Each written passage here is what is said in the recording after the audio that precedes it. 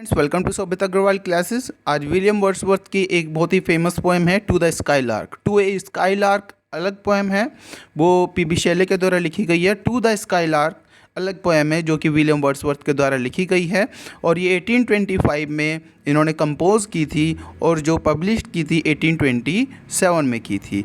इस पोएम की जो बेसिकली जो थीम है वो beauty, Joy and mystery in nature जो होता है वो दिखाया गया है। और स्टार्ट करते हैं इस पोएम को। तो जो भी नए व्यूअर्स हैं जिसने चैनल को सब्सक्राइब नहीं किया, चैनल को सब्सक्राइब जरूर कर लें और बेल आइकन जरूर प्रेस करें ताकि वीडियो का नोटिफिकेशन आपको समय से मिलता रहे। तो देख लीजिएगा, इस पोएम में भी स्काई लार्क के बारे में बात की गई है, जो कि स्काई लार्क एक बर्ड है, उसके बारे में बात की गई है। और उस बर्ड को इन्होंने मेंशन किया है किस नाम से? Ethereal minstrel. एथेरियल का मतलब होता है डिवाइन और मिनिस्ट्रल का मतलब होता है घूमने वाली। और यहाँ पर बताया गया है इस बर्ड को एक घूमने वाली डिवाइन बर्ड।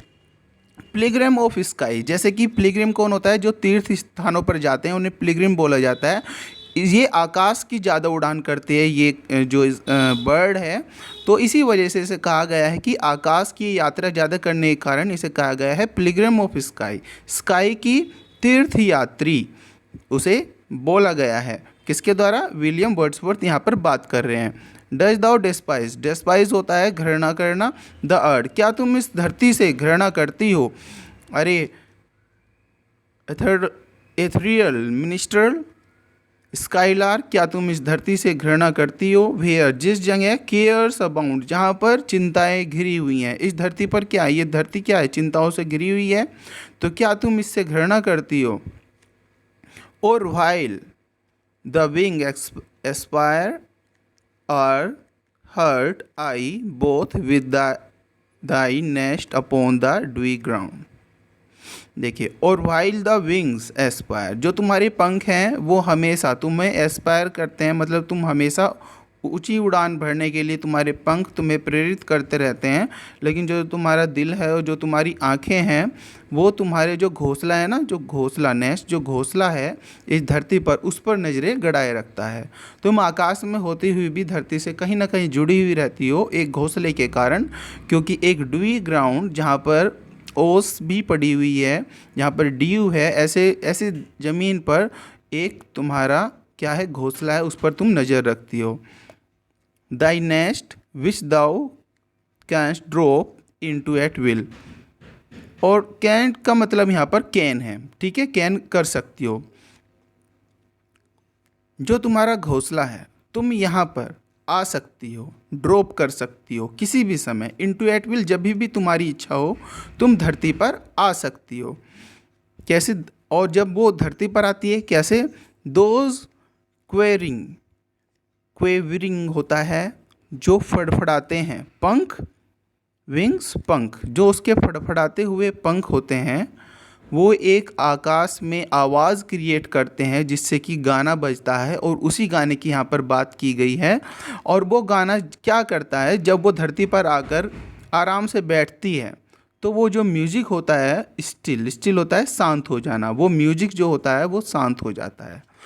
ठीक है, तो आई होप ये पहला जो पैराग्राफ था ये क्लियर हो गया होगा। फिर यहाँ पर अब बात करते हैं to the last point of vision.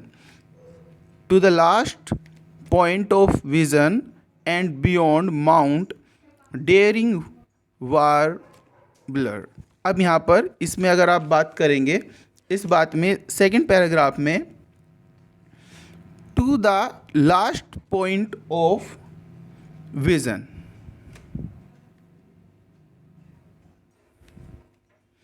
अब नेक्स्ट पैराग्राफ में to the last point of vision. To the last point of vision, आकाश में, इसका मतलब है जब वो आकाश में उड़ती है। लास्ट पॉइंट ऑफ विज़न, हमारी आंखें जहाँ तक देख पाती हैं उसका लास्ट पॉइंट, मतलब वो आकाश में बहुत ऊंचाई तक उड़ती है।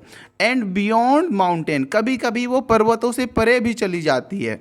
डार्लिंग वार्बलर, वार्बलर किसे बोला जाता है? सिंगर, जो गाने वाली हो। और यहाँ पर डार्लिंग डेयरिंग, डेयरिंग साहसी, अरे साहसी सिंगर, अरे साहसी एक गायिका, जैसे कि स्काई लार्क को बोला गया है।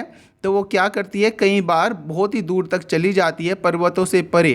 तो डार्लिंग डेयरिंग वार्बलर यहाँ पर बोला गया है दैट लव प्रॉम्प्टेड स्ट्रेन। तो यहाँ पर लव प्रॉम्प्टेड स्ट्रेन का मतलब है प्यार से इंस्पायर्ड होकर, ठीक है, प्यार से इंस्पायर्ड होकर। ट्विक्स का मतलब है यहाँ पर बीच में, दी तुम्हारे और दाइन, तुम्हारे और तुम्हारे घोंसले, यहाँ पर बिटवीन तुम्हारे और तुम्हारे घोंसले, ए नेवर फॉलिंग बॉन्ड। वो बॉन्ड भले ही तुम आकाश में चली जाती हो, हेवन की यात्रा करती हो ऊंचे स्वर में गाते हुए, लेकिन तुम्हारे और तुम्हारे घोंसले मतलब तुम जो धरती से जुड़ा तुम्हें रखने वाला क्या है, घोंसला ही है। तुम और तुम्हारा जो घोंसला है वो तुम्हारे बीच में एक कनेक्शन क्रिएट करता है, और वो नेवर फॉलिंग बॉन्ड, और तुम्हारा उसके कारण कभी भी धरती से तुम अलग नहीं हो पाती। Thrills not the less the bosom of the plain. Thrill not the less, not the less का यहाँ पर मतलब है कि तुम बहुत प्यार करती हो। क्या करती हो? प्यार करती हो। किससे? Bosom of the plain, plain है, प्लेन का मतलब है यहाँ पर धरती, अपने और बोजम हृदय से। तुम इस धरती से कम प्यार नहीं करती। नॉट द लेस का मतलब कम प्यार नहीं करती, मतलब कि बहुत ज़्यादा प्रेम करती हो। यट फिर भी, माइट दाउ सी, मुझे ऐसा प्रतीत होता है, प्राउड प्रिविलेज, तुम्हें एक प्रिविलेज होता है, विशेष अधिकार, तुम्हें एक विशेष अधिकार है गाना गाने का। ऑल इंडिपेंडेंट लीफी स्प्रिंग, और तुम स्वतंत्रता से कैसा भी गाना गा सकती हो। तुम्हें स्वतंत्रता दी गई है ईश्वर के द्वारा कि तुम्हारे पास एक विशेष अधिकार है, तुम गाना गा सकती हो, लेकिन तुम हमेशा धरती से जुड़ी रहती हो और कम प्रेम नहीं करती, और इस धरती से जुड़ी रहती हो। किस कारण से? क्योंकि उसका जो घोंसला रहता है वो धरती से ही जुड़ा हुआ रहता है। अब लास्ट जो पैराग्राफ है इसे देखते हैं। Leave to the nightingale her shady wood. अब देखिए एक और यहाँ पर चिड़िया का नाम लिया गया है, नाइटिंगेल। नाइटिंगेल से आपको कंफ्यूज नहीं होना कि ode to nightingale John Keats का वर्क है, याद रखना। Leave to nightingale her shady wood. और जो वो धरती से जब उड़ान भरती है तो वो क्या छोड़कर जाती है? नाइटिंगेल के लिए, क्योंकि नाइटिंगेल जो होता है ना, एक शर्मीला पक्षी होता है और वो छुपकर रहता है और वो भी मधुर गीत गाता है।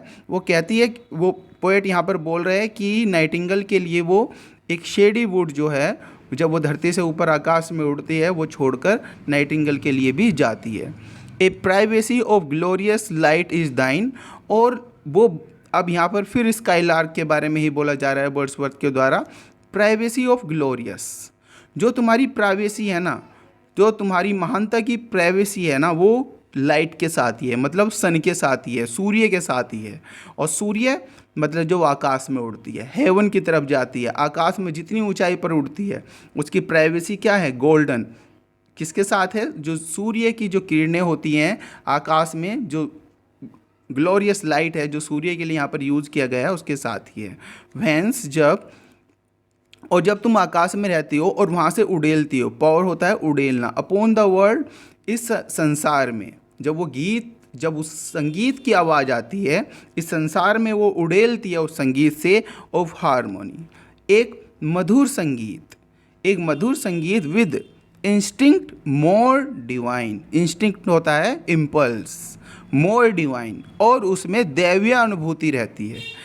एक ऐसी हारमोनी म्यूज़िक तुम ऊपर से उड़ेलती हो, उसमें एक बहुत ही प्रेरणादायक डिवाइन दैवीय संगीत रहता है, और उसे अब एक बुद्धिमत्ता की प्रतीक भी यहाँ पर बताया गया है। टाइप ऑफ वॉइस, तुम एक बुद्धिमान हो, हु सोर्स, जो उड़ती है, बट नेवर रोम, लेकिन कभी भी भटकते नहीं हो।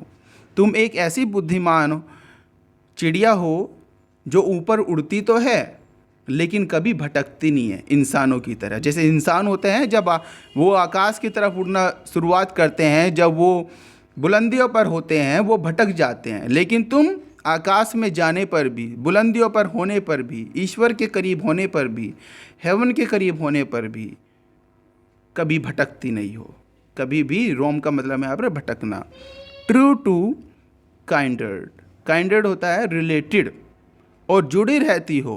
Points of heaven and home, heaven के साथ भी और होम का मतलब है यहाँ पर धरती, धरती के साथ भी। धरती पर जुड़ने का उसका सिर्फ एक ही कारण है कि उसके नेस्ट, जहाँ पर वो उसके घोंसले होते हैं। तो तुम धरती से भी जुड़े रहती हो भले ही तुम कितनी आकाश पर हो। तो ये बात याद रखना। 1825 में ये पोएम लिखी थी, 27 में पब्लिश की गई थी। चूँकि इनके मोस्टली फेमस वर्क जो थे 1807 में आए थे, तो कई बार कंफ्यूज हो जाता है एग्ज़ाम में आप, तो कंफ्यूज मत होना। जो ये वर्क है इनका basically to the skylark, to a skylark नहीं, टू द स्काई लार्क, बहुत ही इंपॉर्टेंट वर्क है और इसे आपको पढ़ना है। इसका PDF मैं सेंड कर दूंगा आपको टेलीग्राम पर, उसे भी फॉलो कर लें, डिस्क्रिप्शन में उसका भी लिंक मिल जाएगा। और अपने फ्रेंड्स के साथ शेयर ज़रूर करें वीडियो को और लाइक करें। कोई भी क्वेरी हो कमेंट करें, और अगर किसी भी पोएम की डिमांड है तो आप कमेंट बॉक्स में कमेंट भी कर सकते हैं, उसी पोएम को एक्सप्लेन कर देंगे। Thank you very much, bye bye. Subscribe जरूर करें चैनल को और बेल आइकन जरूर प्रेस करें। Thank you, bye bye.